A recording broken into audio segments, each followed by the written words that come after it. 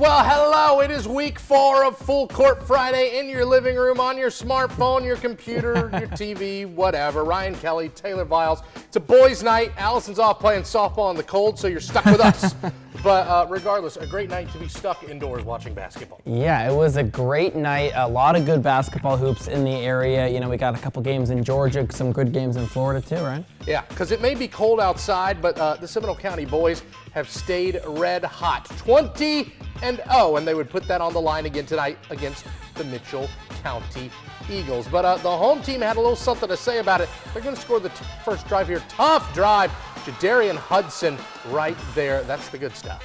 Yeah, Indians answer back with a midi from the big man, Demarion Moore. Both teams showing high emotion to start this game. Into the second now. Seminole turning defense into offense. Moore running the fast break. Going to find his shooter sitting right there on the wing. And hello, Uriah Taylor. He hits the three and cuts the deficit to 1. They trail 13-12. Yeah, but the Eagles would answer back with a 3-ball of their own. This one coming from junior Antoine Edmonds. And he would not stop there. Back-to-back tray balls for the Eagles. Mitchell County would lead for the majority of the first half, but Seminole County not going down without a fight. Yeah, how about an open man here in the corner? And how about number 4 for Taylor? He hits another 3 and keeps Big Green holding on. Yeah, despite trailing by 6 points at halftime, Indians able to force back from behind overtime, force fifth period to secure the win and improve their record at 21-0 with a 54-50 win over Mitchell County. They just keep on rolling. And how about the ladies' game too, Taylor? Yeah, Lady Indians looking to get their first one of the season, traveling on the road to go against the Lee Eagles. Mitchell County off the inbound gets the 3-ball to fall to open the game. On the next possession, senior Javiah Martin playing both sides of the ball, getting into the passing lane for the steal.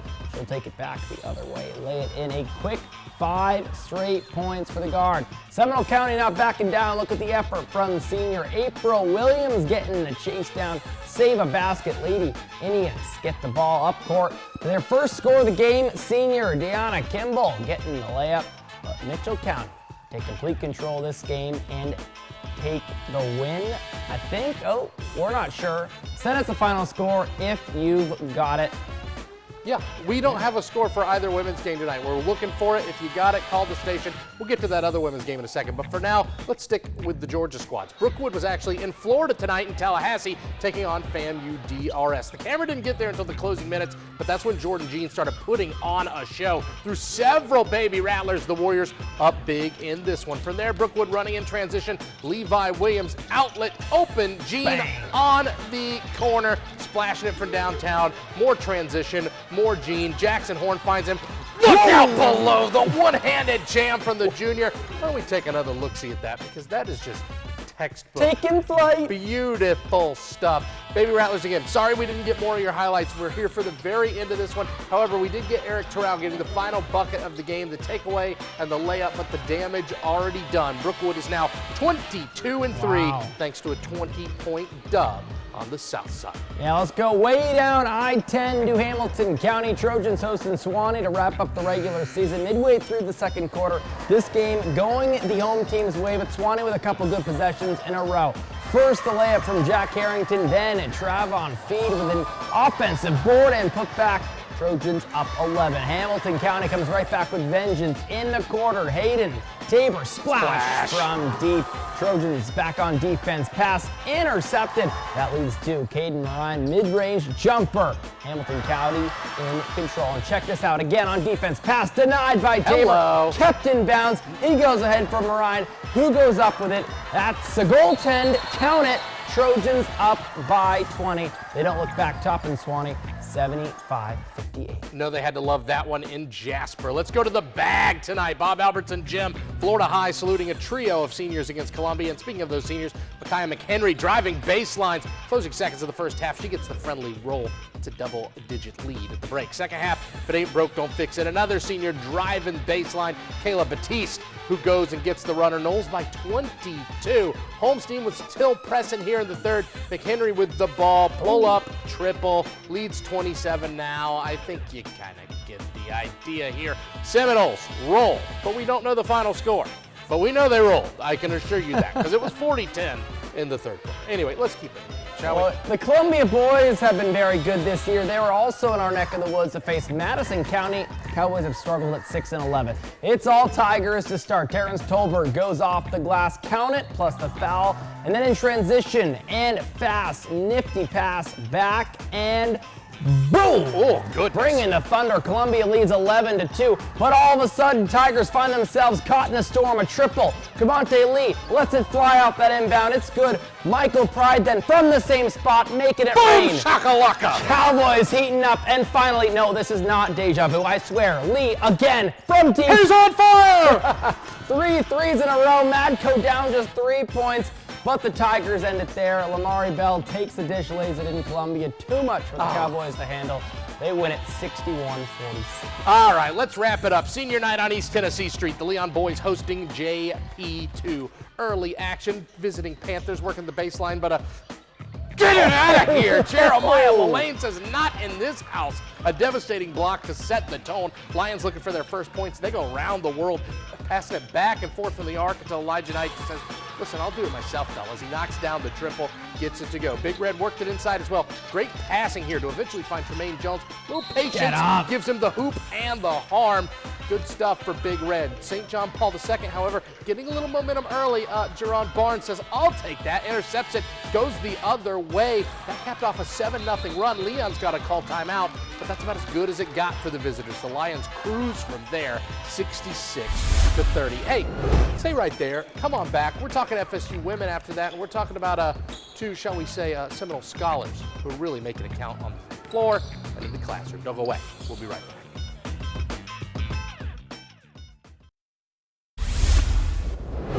Welcome back. When you play NCAA basketball at any level, it's the little things that make a difference. A little bit of extra practice, a little bit of extra work. That's true on the floor, but it's also true in the classroom. And this week I got a chance to chat with a couple Seminole women who are certainly scholars, both on the floor and in the books. Being a student athlete at the collegiate level takes a lot of hard work. Late nights, early mornings, time management, and the need to stack good games with good grades. But for a couple of Seminoles on the women's basketball team, it may as well be rocket science. I'm a senior and I'm majoring in civil engineering. Junior and chemical engineering. Sydney Bowles and Avery Treadwell have both known what they wanted to do outside of basketball for quite some time. It was just something that I was really naturally good at and felt like it really clicked in my brain.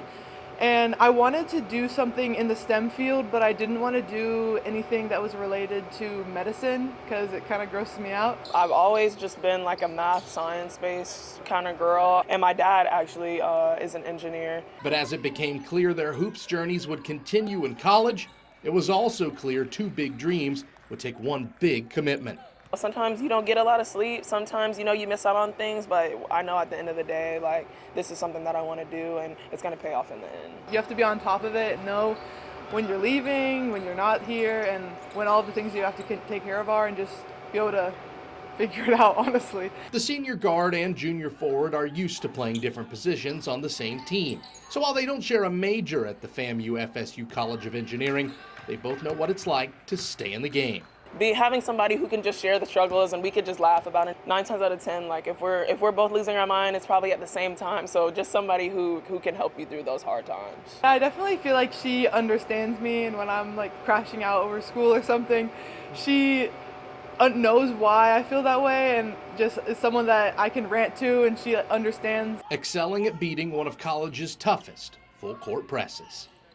Again, I just sat there in amazement, feeling like I was not the smartest person in the room, not even close. Yeah, I mean, first of all, we are communications majors, so yes. Rarely are we. But Ryan, you said it, that takes commitment to both be stars of the basketball team and stars in the classroom. And also got a chance to ask, because I asked Sydney, first question I asked her was, what exactly does a civil engineer do? Because you hear that thrown around a lot. That's more like logistics. It's more infrastructure, more stuff like that. The power of how we keep things moving and how our cities work and all that. So really, really cool stuff. Super cool. From both of them. Of course, both of them looking for a big win this weekend at the Little John against the Clemson Tigers.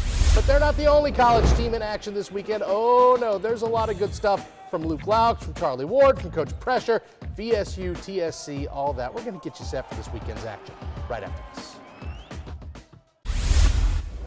Putting a bow on your full court Friday week 4 big weekend of college hoops here, Taylor. Yeah, looking forward to it. I'm going to be at Florida State tomorrow night. I'll be up at VSU tomorrow night. Let's talk about the Seminoles, Ryan. Yeah, let's start at the tuck, because don't look now, but the FSU men have picked up a little momentum. The Seminoles are winners of 2 of their last 3, and they're looking for 3 out of 4 as the Stanford Cardinal come to town on Saturday. The turnaround is thanks in part to a shift in philosophy for the Noles. Luke Laux and staff finding a style that fits the personnel a bit better, and it's led to better play on both sides of the ball. There has to be a consistent, happy medium between playing fast, generating good looks that aren't always threes, and then playing defense. Like the best teams, they're 2 sides of the ball.